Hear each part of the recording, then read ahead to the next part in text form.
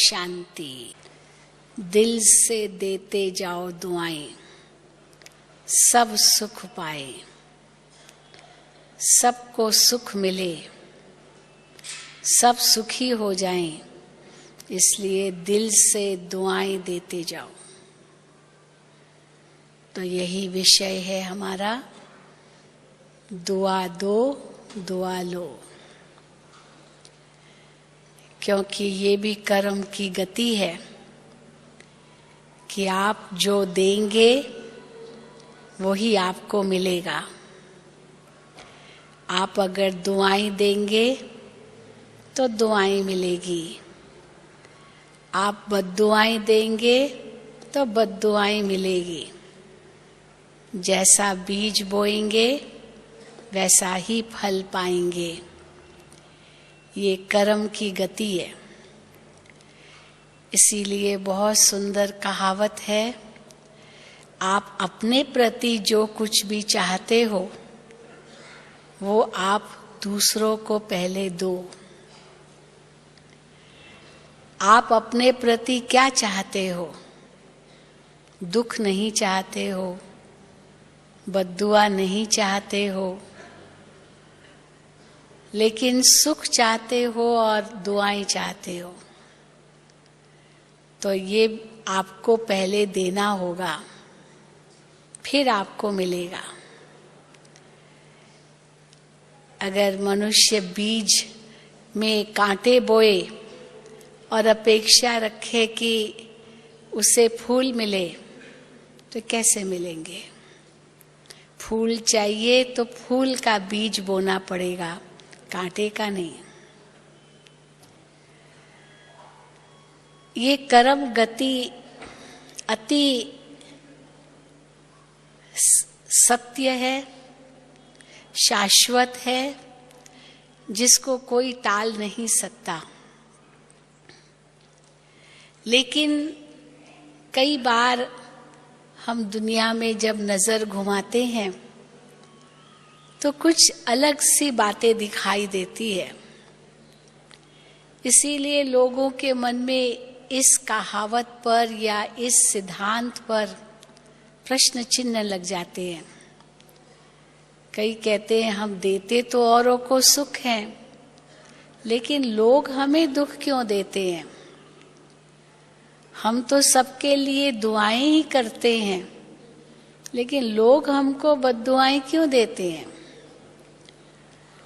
अवश्य ये प्रश्न उठ सकता है, क्योंकि हम जो देते हैं यही अपेक्षा करेंगे कि औरों से भी हमें वही मिले।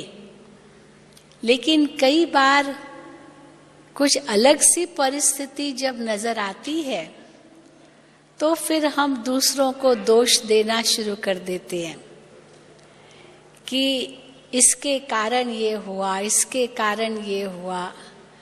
दूसरों तरफ हम अंगुली उठा लेते हैं। लेकिन जैसे कहा गया है ना कि जब किसी पर दोष धरते हैं तुम ऐसे हो, तो 3 उंगली किसके तरफ है? अपनी तरफ है। तो हो सकता है वो व्यक्ति 1 गुना दोषी हो, लेकिन उस एक की भेंट में 3 गुना दोषी तो मैं हूं। पर हम अपनी कमियों को, कमजोरियों को कम देखते हैं और दूसरों की कमी कमजोरियों पर बहुत जल्दी नजर जाती है।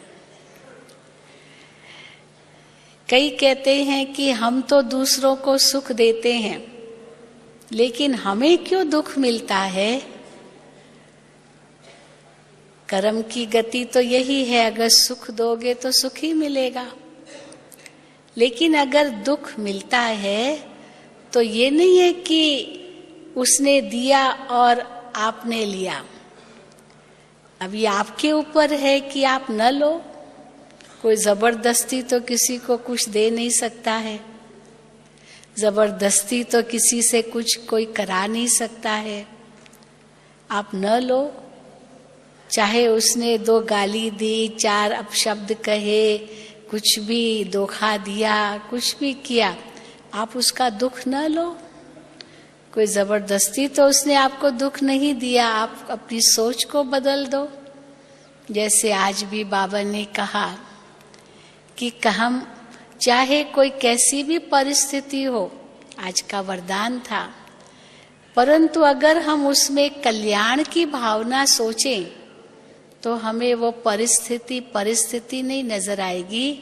वो हमारी स्वस्थिति के कारण वो परिस्थिति कोई दुख नहीं देगी, क्योंकि हमारी स्वस्थिति ऊंची है। तो परिस्थिति हमारे आगे विघ्न रूप नहीं बनेगी।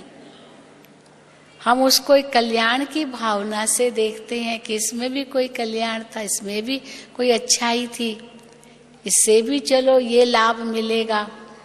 क्योंकि हर चीज के दो पहलू होते हैं, एक नकारात्मक पहलू, एक सकारात्मक पहलू। तो अगर उसमें से एक सकारात्मक पहलू ले लेते हैं तो हमें वो कल्याण ही दिखेगा, कल्याण नहीं दिखेगा। कोई मुझे गाली दे, मेरी इज्जत भी ले ले, यानी कुछ बुरा भला कहे, अब ये उसका नजरिया है, पर मैं अपने स्वमान में और भी ज्यादा रहूं तो मुझे उसका दोष नहीं लगेगा। लोग भी तो समझेंगे ना कि इसका दोष तो है नहीं, ये क्यों ऐसे कह रहा है। तो हम न ले, ये हमारे हाथ में है। पर मान लो कोई ऐसी परिस्थिति आ जाती है तो हम उसमें भी सकारात्मक सोच सकते हैं कि चलो कोई पुराना हिसाब किताब था, चुप तो हो गया, पता नहीं किस जन्म का होगा, इस जन्म में तो मैंने इसे कोई दुख नहीं दिया, किसी पुराने जन्म का खाता बचा हुआ था, वो चुकता हो गया। ये कर्जदार के रूप में मेरे सामने आया और कर्जा लेकर चला गया, मेरा हिसाब किताब चुकता हुआ, मैं बोझ मुक्त हो गया। तो ये भी एक सकारात्मक पहलू है, उसमें हम दुखी थोड़ी होंगे, चाहे वो कितना भी हमें दुख देने की कोशिश करे। लेकिन ये मनुष्य का अपना अभिमान है जो अपमान की महसूसता कराता है। तो हम अपना अभिमान अगर तज दे तो अपमान लगेगा ही नहीं, और अभिमान तज गया तो हम अवश्य दूसरे को दुआ ही देंगे। लेकिन हम दुआ नहीं दे पाते हैं, इसका मतलब है कि हमारे अंदर अभी तक अभिमान खत्म नहीं हुआ है। तो दुआ दो, दुआ लो, अगर ये जीवन का लक्ष्य बन जाए तो ये जीवन कितना महान हो जाए। लेकिन दुआएं, कई लोग दुआएं मांगते हैं, किसके पास भी जाएंगे कहेंगे आप जरा मुझ पर दुआ करो। बड़ों के सामने जाएंगे तो कहेंगे मुझे आशीर्वाद दो। भक्ति मार्ग में देवी के आगे जाते थे, कोई भी देवता के आगे जाते थे तो उनसे वरदान मांगते थे। तो जो हम शरीक हैं, हमारे से छोटे हैं, उनसे हम दुआएं मांगते हैं, बड़ों से भी दुआएं मांगते हैं। पर आशीर्वाद, दुआ और वरदान, ये तीनों अलग अलग चीजें हैं। दुआएं तो हम किसी से भी मांगते हैं। एक गीत भी है बड़ा सुंदर, ले लो दुआएं माँ बाप की, सिर से उतरेगी गठड़ी पाप की। तो माँ बाप की सेवा करते हैं, अवश्य माँ बाप से दुआएं मिलती है। कोई गरीब की सेवा करते हैं तो उससे दुआ मिलती है। किसी असहाय को मदद करते हैं, अवश्य उनके दिल से दुआ निकलती है। परंतु अगर हमने मदद करने की बजाय कुछ गलत ऐसा कर लिया तो बद्दुआ भी निकल सकती है। पर अगर हमने अच्छा किया तो भी बद्दुआ अगर निकली तो ये हम अपने को ही कहें कि जरूर इसमें मेरी कोई कमी होगी। नहीं तो अगर हम अच्छा कार्य करते हैं तो बद्दुआ क्यों कोई देगा। एक छोटा सा मैं किस्सा सुनाऊं। मैं बहुत छोटी थी, अपने घर में रहती थी, तो मेरे पड़ोसिन जो थी वो रोज एक भिखारी को भोजन देती थी, रोज बिना नागा हर एक दिन भोजन उनको खिलाती थी, और वो रोज पहुंच जाता था उनके पास भोजन खाने के लिए। अब तो रोज वो उसे दुआएं दे के जाता था, माता जी जीते रहो, तुम्हारे बच्चे जीते रहे, तुम्हारी आयु बड़ी हो, दुआएं देते ना ऐसे, आप बहुत सुखी रहो, बहुत खाकर जाए पेट भर के और उसको दुआ दे के जाए। अब एक दिन क्या हुआ कि उसको अचानक कहीं काम पड़ गया, बहुत जरूरी जाना था, तो उसने खाना ही नहीं बनाया था और वो निकल रही थी, उसी समय पहुंच गया। और जैसे ही पहुंचा भोजन मांगने लगा। रोज देती थी, 1 महीने से लगातार उसको दे रही थी, बड़ी खुशी हो रही थी कि मुझे दुआएं मिल रही है, किसको भोजन खिला रही हूँ। अब जैसे ही वो पहुंच गया तो इसने कहा माफ करना, आज तो मेरे पास भोजन नहीं है, आज पकाया ही नहीं है।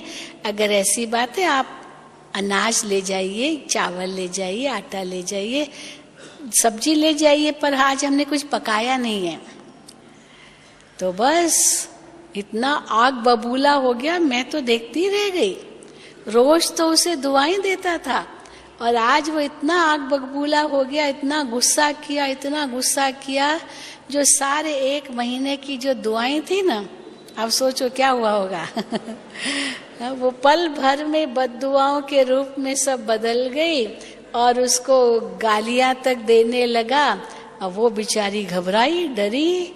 तो मैंने उस माता को, मैं तो वहीं खड़ी सब तमाशा देख रही थी, तो मैंने उस माता को सांत्वना दी। मैंने कहा घबराओ मत, आप कुछ कहो, शांत रहो, क्योंकि वो भी गुस्से में आ गई, वो भी गुस्से में आ गया, वो भी गुस्से में आ गई। दोनों एक दो के ऊपर गुस्सा ही कर रहे हैं। मैंने कोई ठेका उठाया है क्या?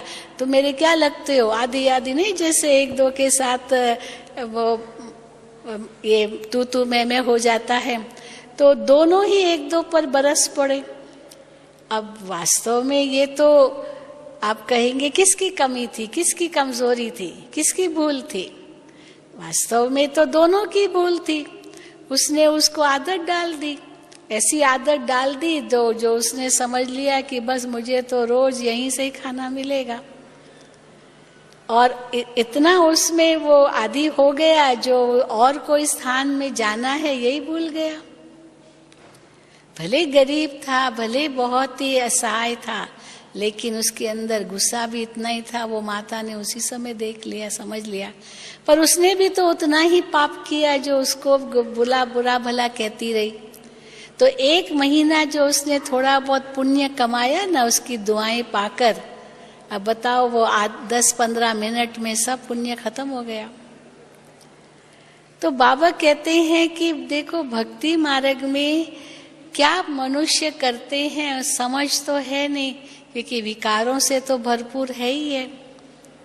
कई लोग हम लोगों को कहते हैं ना, आप लोग गरीबों का लंगर लगा दो, यहाँ भिखारियों को सारा दिन खिलाते रहो। कई जगह होता है, मंदिरों में, गुरुद्वारों में खा के जाते हैं, हजारों आते हैं, और यहाँ पर ही ऐसे ही लगा रहे। हम कहते नहीं, ये तो एक आध्यात्मिक संस्था है, ये आध्यात्मिक ज्ञान दिया जाता है, चरित्र निर्माण की बात कही जाती है, जीवन बनाने की बात कही जाती है, केवल पेट भरने की बात नहीं है। जो यहाँ आते हैं अवश्य भोजन करते हैं, आप भी आए हो, आप भी कर रहे हो, इसलिए जो यहाँ आते हैं पहले यहाँ की जो आध्यात्मिक सेवाएं हैं वो लेते हैं, फिर अवश्य भोजन भी करते हैं, सबके लिए भोजन बनता है। पर हम यहाँ लंगर नहीं लगाएंगे जैसे कई स्थानों पर होता है, यहाँ भिखारी आके सारा दिन खाते रहे, उस रूप से तो नहीं है। यहाँ तो हजारों है। आजकल तो भिखारियों की बिजनेस हो गई है, ये भिखारी बनना ये भी एक बिजनेस हो गया है। एक जोक सुनाते हैं ना कि एक व्यक्ति भिखारी था, उसने 1 रुपए की लॉटरी ले ली। तो किसी ने पूछा, तुमने लॉटरी ली 1 रुपए की आती थी तब? तो किसने कहा अगर आपको मोटर गाड़ी मिल जाए, कार मिल जाए, इसकी फर्स्ट प्राइज कार थी, तो अगर फर्स्ट प्राइज कार मिल जाए इस लॉटरी टिकट की तो आप क्या करोगे? तो क्या जवाब दिया उसने? गाड़ी में आऊंगा भीख मांगने के लिए। गाड़ी मिल गई तो अच्छी बात है, गाड़ी में आऊंगा भीख मांगने के लिए, क्योंकि तो धंधा है ना मेरा। ये हो गया है। तो किस रूप से दुआएं दो और दुआएं लो, ये हमें समझना होगा। अवश्य पुण्य कर्म तब बनेगा जब दान करते हैं, तो दान का पुण्य बनता है।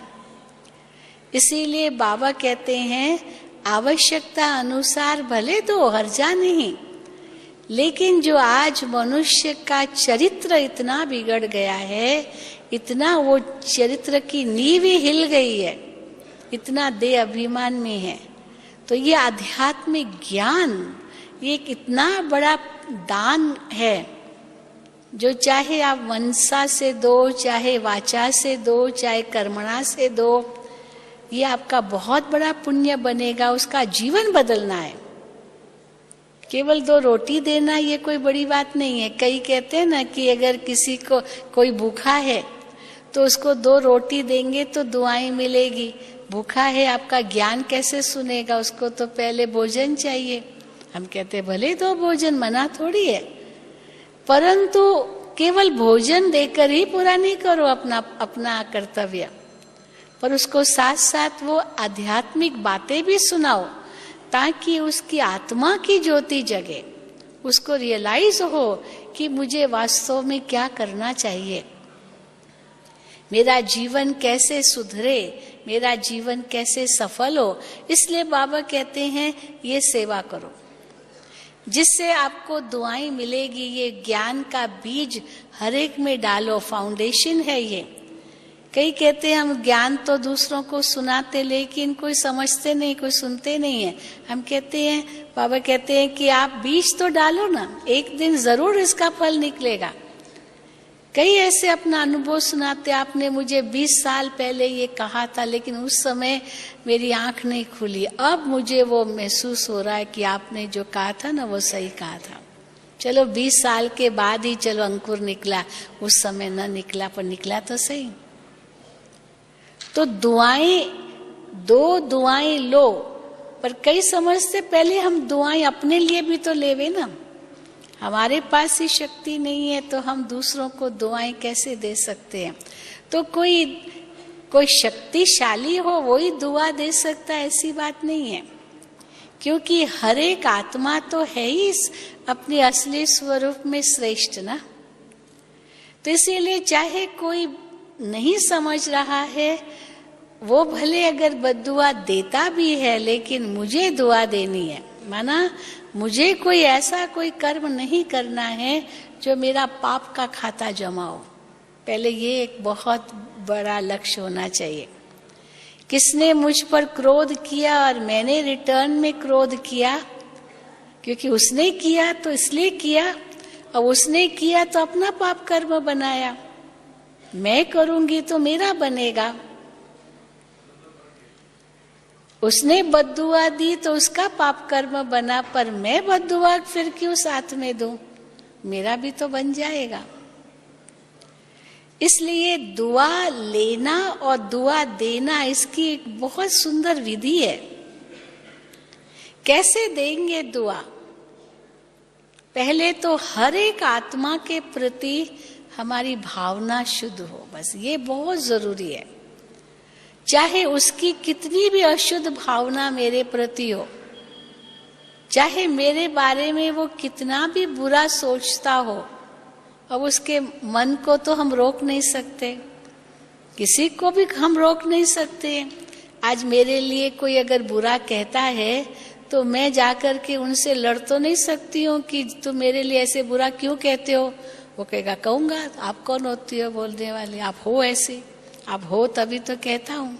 ऐसे ही हो सकता है ये कह दे मेरे लिए, तो मैं उसको ये नहीं कह सकती कि आप मेरे लिए ऐसे क्यों कहते हो, क्योंकि भारत देश फ्रीडम ऑफ स्पीच, आज प्रधानमंत्री के लिए भी कितना कहते हैं, किसी के लिए भी कुछ भी कह देंगे, किसका मुख आप बंद करोगे?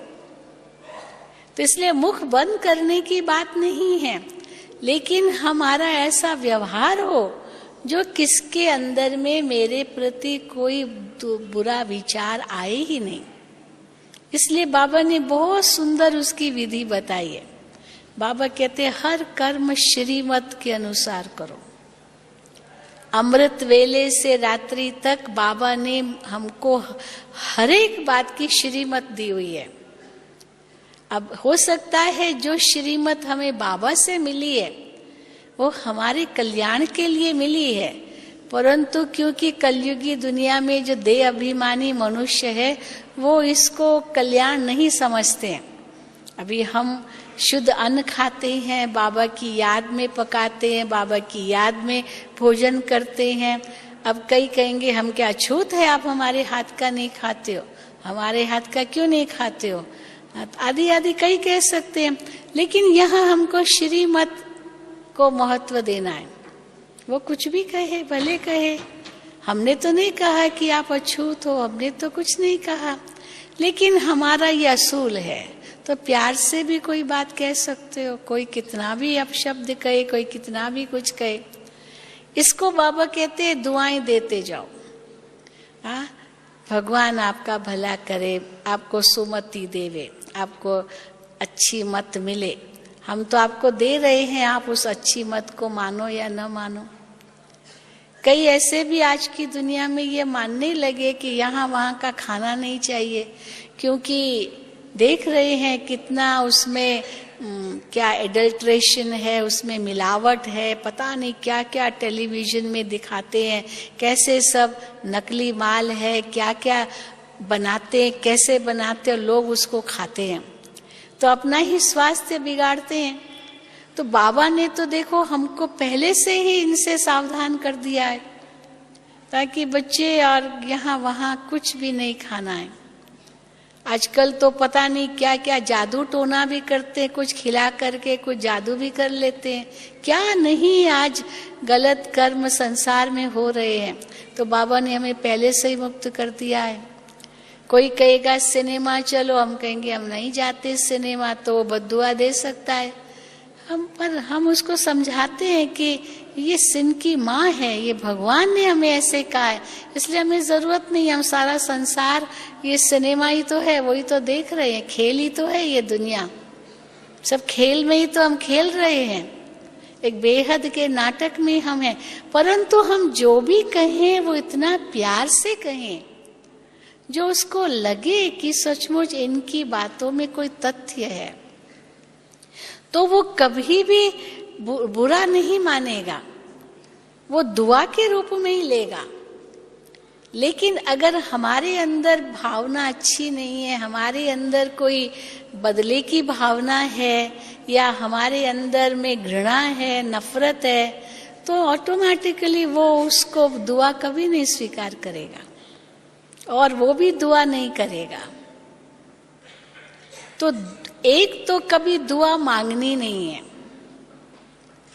दुआ मांगी नहीं जाती है। मुझे दुआ करो, वो कहेगा मेहनत करो, दुआ क्या मांग रहे हो। अगर बच्चा लायक नहीं है तो माँ बाप कोई ऐसे ही थोड़ी दुआ करेंगे। लेकिन अगर बच्चा लायक है तो बच्चा मांगेगा भी नहीं तो भी माँ बाप दुआएं देंगे। लायक होना जरूरी है। और लायक कैसे होते हैं? जब गुण होते हैं हमारे जीवन में, शांति होती है, प्रेम होता है, खुशी होती है। तो बाबा हम बच्चों को हमारी दृष्टि का ही परिवर्तन करा लेते हैं। जब बाबा कहते हैं कि स्वराज्य अधिकारी बनो, स्वराज्य अधिकारी हम कैसे बनते? अपने इंद्रियों पर शासन है, अपने मन बुद्धि संस्कारों पर शासन है। ये शासन ही स्वराज्य अधिकारी बनाता है। हम दूसरे पर शासन नहीं कर सकते हैं, उनको आदेश भी नहीं दे सकते। आजकल तो छोटे बच्चों को भी कुछ नहीं कह सकते, वो परिस्थिति आ गई है, क्योंकि अंदर में सहन करने की किसमें ताकत ही नहीं है। किसी छोटे बच्चे को भी कहो बेटा ये ऐसे मत करो, वो कहेगा करूंगा, करूंगा, नहीं मानेगा। तो आजकल ये भाषा ही बदल गई है। बच्चे बेटा ऐसा मत करो ये कहना ही नहीं चाहिए। बेटा ये करने से क्या नुकसान होगा बस इतना बताओ, और ये करने से क्या फायदा होगा। हम तो विदेशों में जाते हैं, वहां देखते हैं बच्चे आजकल के कोई मानता नहीं है, इसलिए माँ बाप संभल गए हैं। बच्चे को सीधा कभी नहीं कहेंगे बेटा ऐसे करो, परंतु पूछते बेटा ऐसे करोगे, बेटा आप ये आपको अच्छा लगेगा, और बेटा ये आपको लगता है कि ये बुरा है, यानी इतना प्यार से कहेंगे तभी बेटा पहले सोचेगा बुरा है या अच्छा है, देखो फिर उसको जो पसंद आएगा वो ही करेगा, हमारे कहने से नहीं करेगा। तो इसलिए आज हर एक आत्मा इतनी कमजोर हो गई है जो वो समझ ही नहीं सकती कि आखिर उसको करना है क्या है क्या नहीं करना है। तो हम अपनी फर्ज अदाई अवश्य निभाएंगे, उनको प्यार से बताकर, अब बाकी उनके ऊपर है।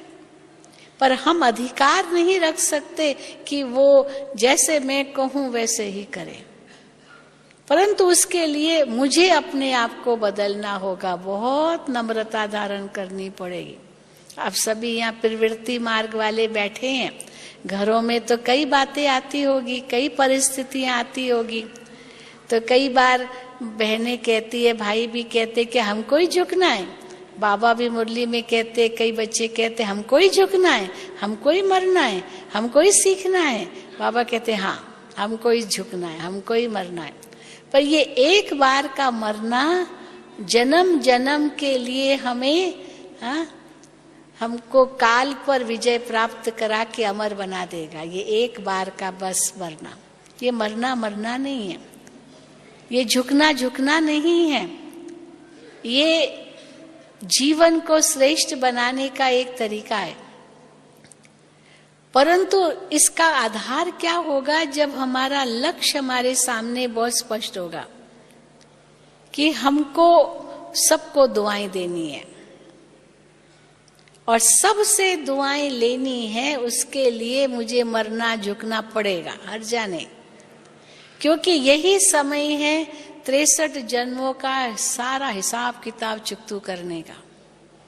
इस संगम युग पर हमें सारा 84 जन्मों का खाता ठीक करना है, क्योंकि 63 जन्मों का पाप का खाता हमारे सिर पर है।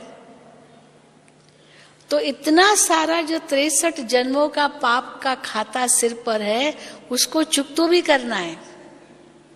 और फिर बाबा कहते हैं भविष्य 21 जन्मों के लिए कमाई जमा करनी है। तो 63 जन्मों का जो घाटा है उसको पूरा करना है और 21 जन्मों की कमाई करनी है, तो टोटल 84 जन्म हो गया।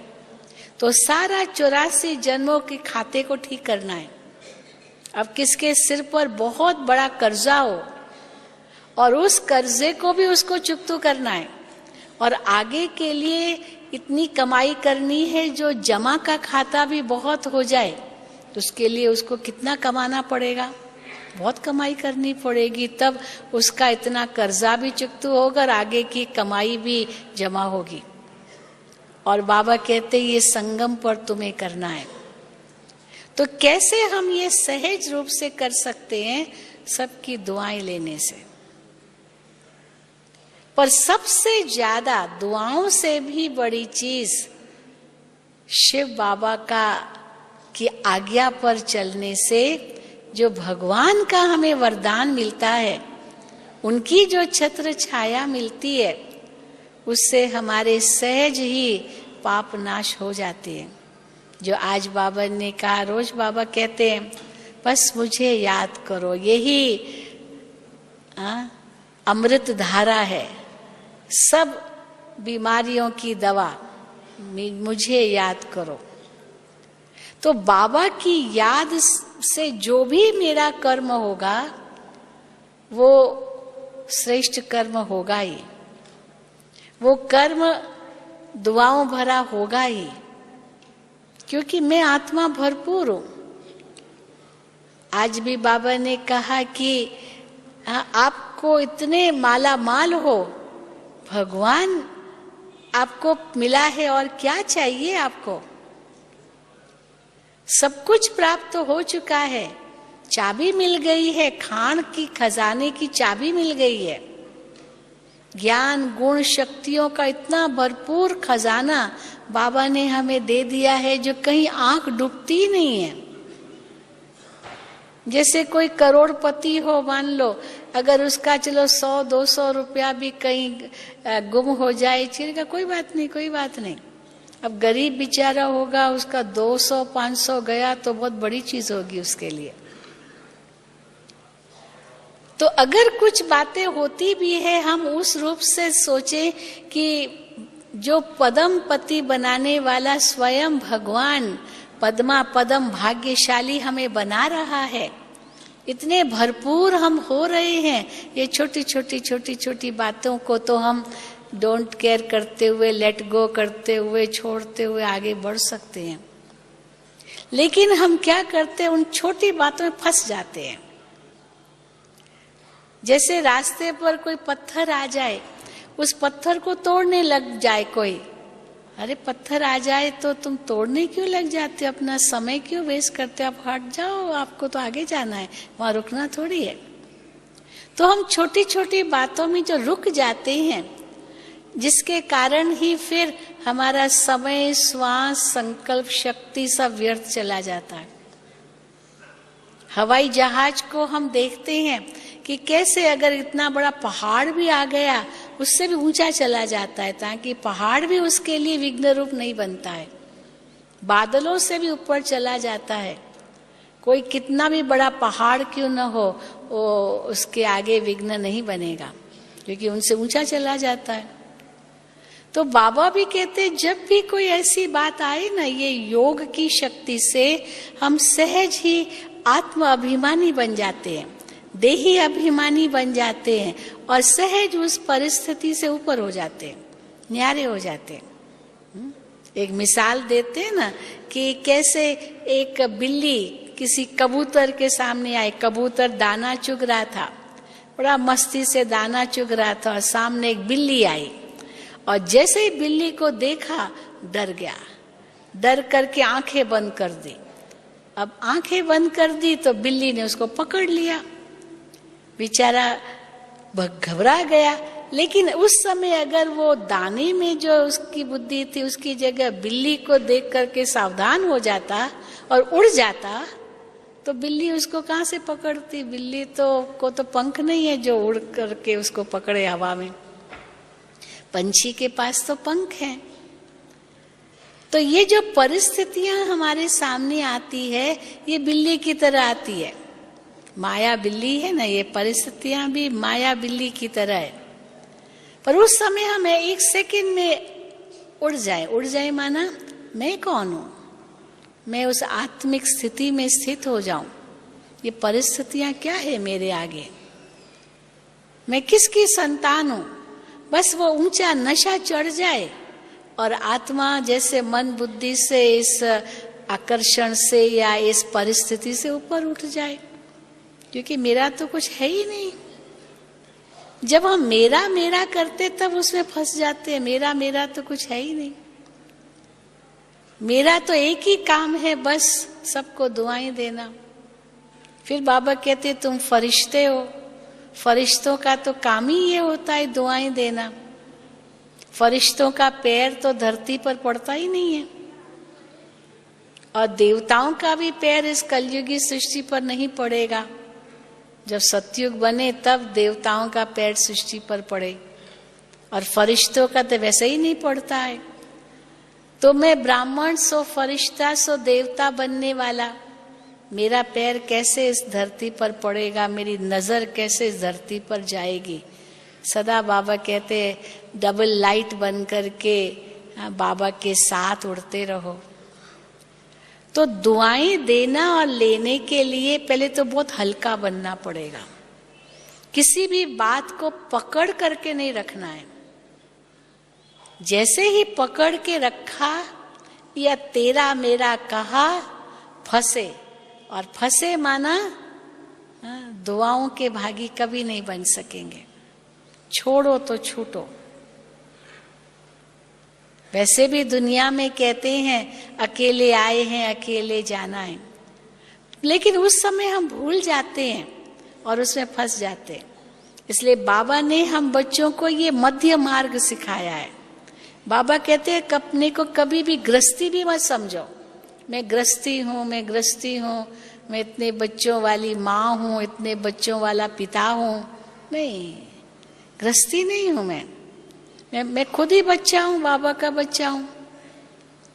तो बच्चा थोड़ी गृहस्थी होता है। फिर मैं सन्यासी भी नहीं हूँ। कोई कह दे बस मुझे तो परिवार में रहना नहीं है, मुझे ये सब बच्चे नहीं चाहिए, गृहस्थ नहीं चाहिए, बस मैं तो सन्यासी बन जाऊं, बस अकेला रहूं, बस मुझे तो कुछ नहीं चाहिए ये संसार का, बस यहाँ आके मधुबन में बैठ जाऊं, बस सब झंझट छोड़ करके। बाबा कहते ये भी नहीं करना है, परिवार में भी रहना है। सन्यासी तो हम है नहीं। कई लोग समझते हैं कि हम सन्यासी हैं, हम कहते नहीं है, हम भी तो अपने परिवार में रहते हैं। अगर मधुबन में भी रहती है भी तो परिवार है ना।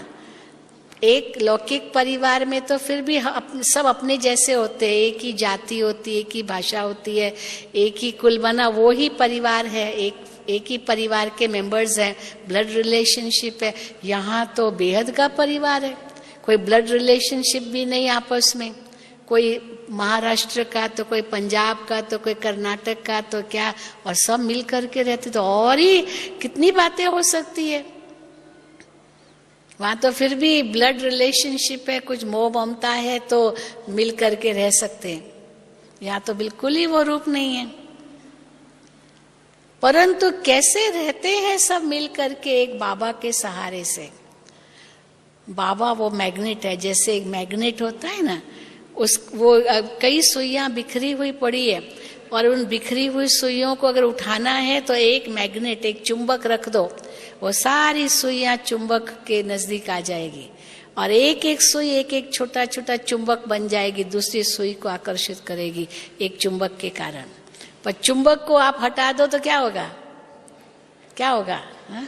सारी सुइयां गिर जाएगी। तो चुंबक वो सहारा है, तो हम सबका सहारा तो बाबा है ना।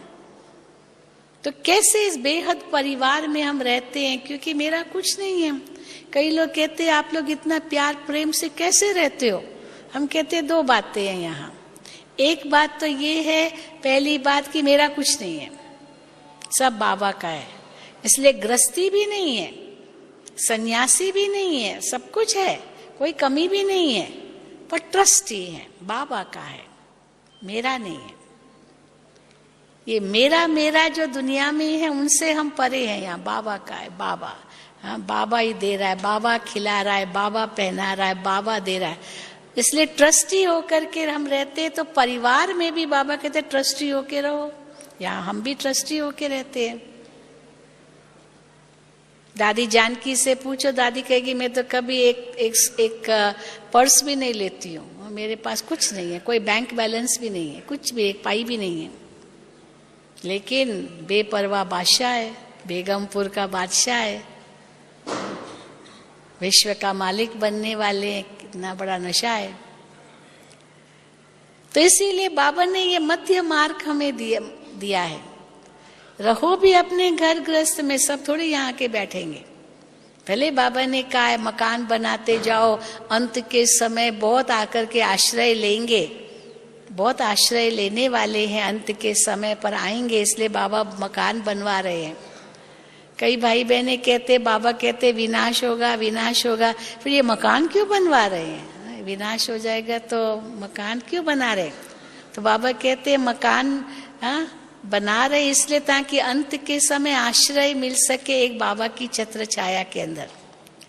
क्योंकि धन भी तो खत्म हो जाना है, जो है वो भी खत्म होना है, मकान भी खत्म होने हैं, बस सब एक बाबा की छत्र छाया में है, एक साथ उड़े वतन में रहना थोड़ी है इस दुनिया में।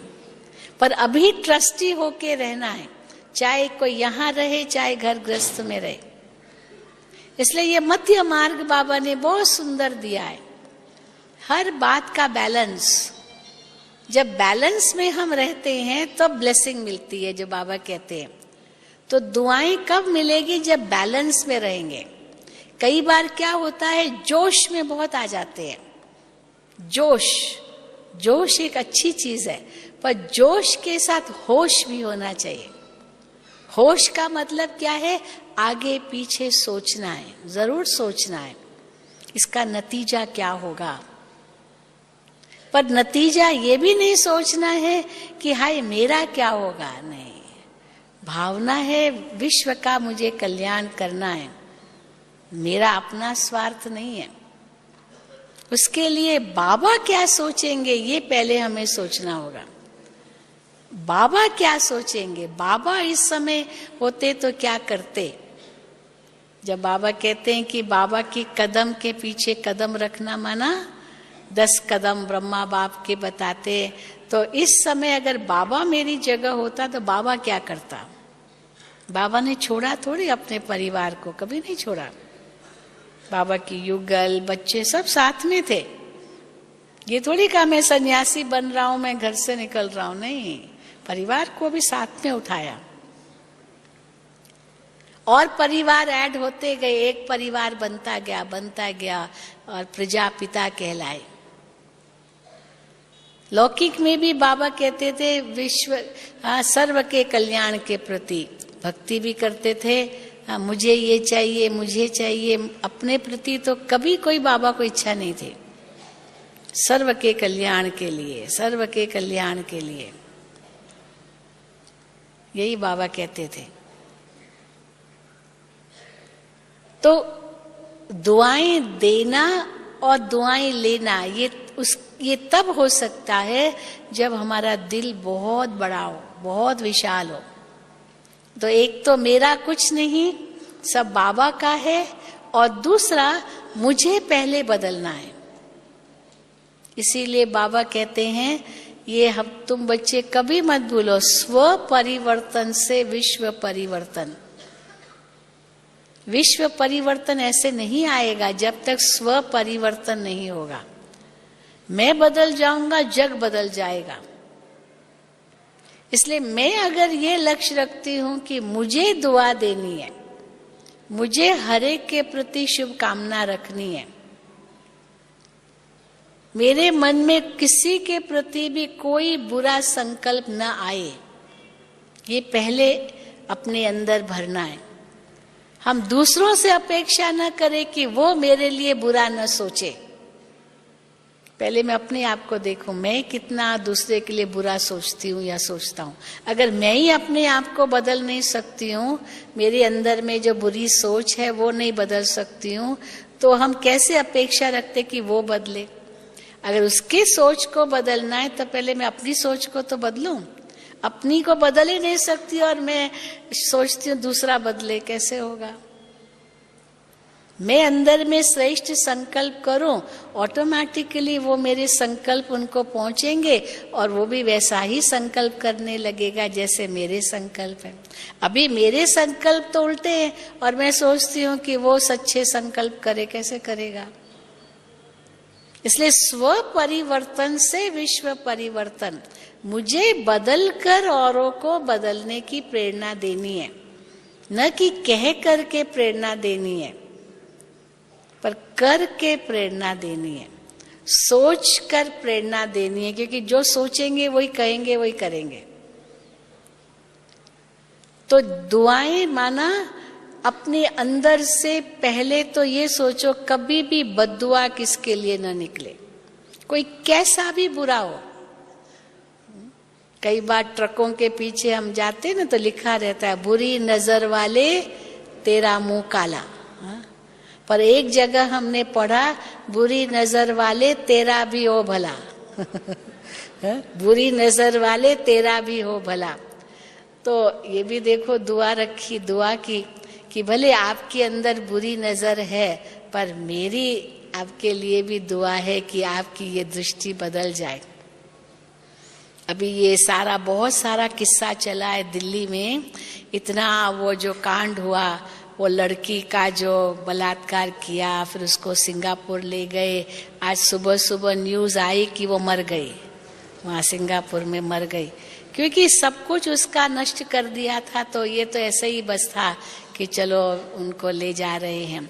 तो अभी मान लो तो कितना विरोध हुआ दिल्ली के अंदर, तो राष्ट्रपति जो भारत का है, उसका जो बेटा है, उसने प्रेस में कहा कि अगर लड़कियां अपने आप की रक्षा करे, अपनी अपनी चलन को सुधारे, लड़कियां अगर ठीक वस्त्र पहने और अपने माना स्वयं संभाल रखे, तो पुरुषों को क्या पड़ी है जो लड़कियों के पीछे जाएंगे।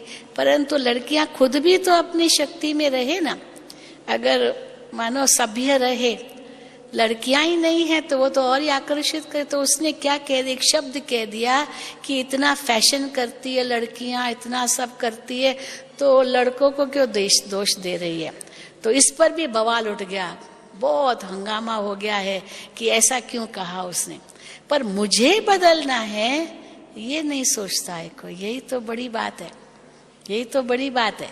दूसरा क्यों ऐसे कर रहा है, दूसरा ऐसे क्यों कर रहा है। बाबा तो कई बार हमें कहते, कोई कैसे भी नजर वाला, दृष्टि वाला आपके सामने आ जाए, आप उसको आत्मिक दृष्टि से देखो, तो उसकी दैहिक दृष्टि अपने आप बदल जाएगी।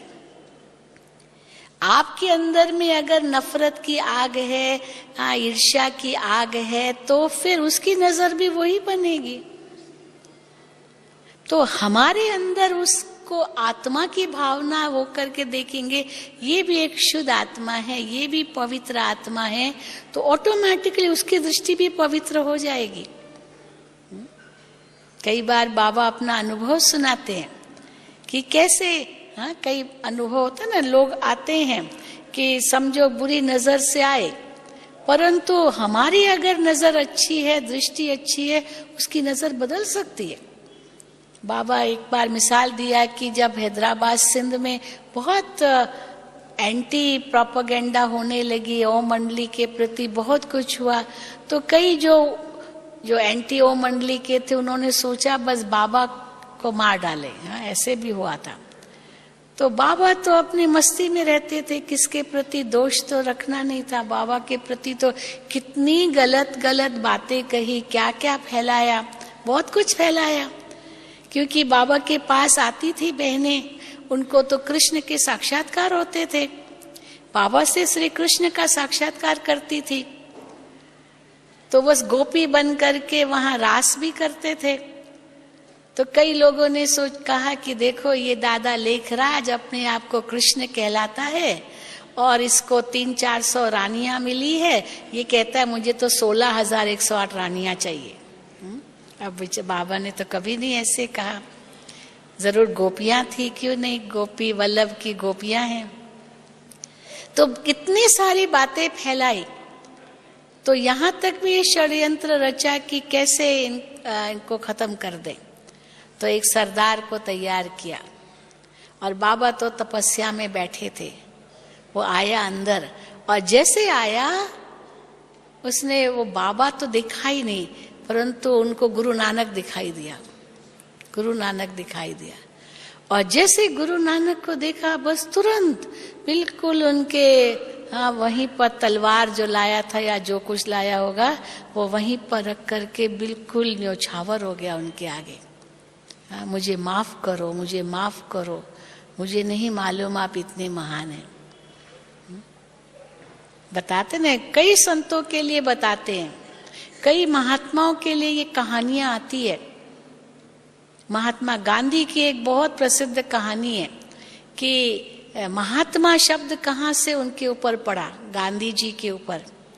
तो वो मिसाल आता है कि गांधी जी तो तीसरी श्रेणी में सफर करते थे ट्रेन में, और अकेले अकेले जाते थे, कोई उनके साथ होते थे, कई बार नहीं भी होते थे। तो एक जगह गांधी जी को जाना था किसी शहर में, तो ट्रेन में चढ़े और वहाँ बहुतों को आना था मिलने के लिए। तो एक व्यक्ति भी उस ट्रेन में चढ़ पड़ा गांधी जी से मिलने के लिए। तो गांधी जी उनके बगल में बैठे हैं, क्योंकि लंगोटी पहनते थे, बस बाकी तो कोई नहीं सोचेगा कि कोई इतने महान है। तो उनके बगल में बैठे थे। तो उस व्यक्ति को बड़ी नफरत आई, ये कैसा व्यक्ति है, मिलने जा रहा है महात्मा गांधी से, उसको पता ही नहीं है गांधी जी है। कहाँ अखबारें तो उस समय इतनी देखते नहीं थे। तो जिसके पास में बैठा है तो देखा है पता नहीं कैसा व्यक्ति है, कोई गांव का व्यक्ति होगा, तो उसके ऊपर थूक दिया। तो गांधी जी ने वो थूक को मिटा दिया, फिर दोबारा थूक दिया, 3-4 बार थूक दिया, लेकिन गांधी जी ने कुछ भी नहीं कहा, बिल्कुल वो थूक हटा दी, लड़ाई करने नहीं लगा उनसे, शांत बैठा रहा। आखिर कहाँ तक, तो फिर वो उठ करके दूसरी जगह चला गया। गांधी जी तो शांति से बैठे हैं। तो जैसे स्टेशन आई तो पहले वो खड़ा है दरवाजे पर ट्रेन के, तो जुलूस वहां स्टेशन पर खड़ा था गांधी जी का आयान करने के लिए, उनका स्वागत करने के लिए। हाँ, गांधी जी जिंदाबाद, गांधी जी जिंदाबाद। तो वो खड़ा था दूसरा व्यक्ति जिसने थूका था, और ये इसको तो पता ही नहीं, और गांधी जी तो अंदर बैठे थे इस ट्रेन में। तो क्या हुआ, जैसे खड़ा रहा सबने कहा गांधी जी जिंदाबाद, गांधी जी कहाँ है, गांधी जी कहाँ है? कहा गांधी जी थोड़ी यहाँ होगा। उसने कहा यहाँ तो है ही नहीं। बोला है क्यों नहीं? तो वो ये उतर गया और गांधी जी को लेने के लिए ये अंदर आए। तो जैसे ही इसको पता चला कि ये गांधी जी है, तो उसको इतना बुरा लगा कि ये मैंने ऐसे क्या किया, मुझे तो पता ही नहीं था। लेकिन अब वो कैसे उसका पश्चाताप करे, तो पश्चाताप करने के लिए उसने क्या किया, गांधी जी की जय, गांधी जी की जय तो नारा लोग लगा रहे थे, तो इसने इसमें ऐड कर दिया महात्मा गांधी की जय, महात्मा गांधी की जय, महात्मा गांधी। तो महात्मा शब्द जोड़ दिया। तो महात्मा किस आधार पर कहा, उसने कितना सहन किया, सहन किया। हाँ? अब सहन ही तो किया उसने, उसको डांटा थोड़ी, गुस्सा थोड़ी किया, झगड़ा थोड़ी किया, कुछ भी नहीं कहा। ये भी नहीं कहा मैं तो गांधी जी हूं, ये भी नहीं कहा। दिखाया जैसे कि चलो ये बेचारा नहीं जानता। कितनी ऐसी मिसाल आते हैं। तो बाबा कहते हैं अगर दुआएं पानी है तो दुआएं देते जाओ, और अगर कोई बद्दुआ दे भी रहा है आप लो मत। महात्मा गांधी के साथ कईयों की, महात्मा बुद्ध की भी कहानी है। महात्मा बुद्ध के आगे कितनी बातें आई। इसी गांव में जा रहा था तो लोगों ने उनको रोका, वहां मत जाओ, वहां जो लोग हैं ना वो आपको बहुत बुरा मानेंगे, गाली देंगे, आप वहां मत जाओ। उसने कहा क्यों नहीं जाऊंगा? तो वो गया। तो जैसे ही उस गांव में पहुंचा तो वहां एक व्यक्ति ने उसको खूब गालियां दी, खूब गालियां दी, आधे घंटे तक गालियां देता रहा। लेकिन महात्मा बुद्ध ने बिल्कुल कुछ नहीं कहा, शांत रहे। तो आधे घंटे तक वो बोलता गया, आखिर कहाँ तक बोलेगा। फिर महात्मा बुद्ध ने बड़ी शांत मुद्रा में उस व्यक्ति को कहा, देखो भाई, अगर कोई व्यक्ति किसी को कुछ दे रहा है, पर जिसको दे रहा है वो व्यक्ति लेता ही नहीं है, तो वो चीज किसके पास रही? तो और भी उसको गुस्सा आ गया, और भी गुस्सा आ गया, और कहेगा ये कोई पूछने की बात है, जरूर उसके पास रही जिस जो दे रहा है। तो क्या आपने भी जो मुझे आधे घंटे तक देने की कोशिश की ना, मैंने आपसे कुछ नहीं लिया। बस वो व्यक्ति इतना शर्मिंदा हो गया, उसी वक्त उसके पांव पड़ा और कहा मुझे माफ कर दो, मुझे नहीं मालूम था कि आप इतने महान हैं। तो बाबा कहते हैं कि तुम बच्चों को भी इतना ही महान बनना है, इतना ही श्रेष्ठ बनना है। जो कोई कैसा भी व्यवहार करे, आपको कैसा व्यवहार करना है, तभी आप अपनी दुआएं दे सकते हो। और एक न एक दिन भले वो कैसा भी है, वो आपको जरूर दुआएं देगा, वो पश्चाताप करेगा और उसके कारण वो बदल जाएगा। ये भी जरूरी है, ये भी होगा। इसको कहते हैं स्व परिवर्तन से विश्व परिवर्तन। तो सदा अगर ये लक्ष्य है, मुझे बदलना है, मुझे बदलना है, मुझे सबको दुआएं देनी है, मुझे सबको सुख देना है, मुझे देना है, तो ऑटोमेटिकली मिलेगा ही मिलेगा, और हमारा पुण्य का खाता जमा होता जाएगा। पाप का खाता, हिसाब किताब, कर्मों का जो कुछ बनाया है वो सब खत्म होता जाएगा। आत्मा पुण्य आत्मा बनती जाएगी, महान आत्मा बनती जाएगी, देव आत्मा बन जाएगी। ओम शांति। ओम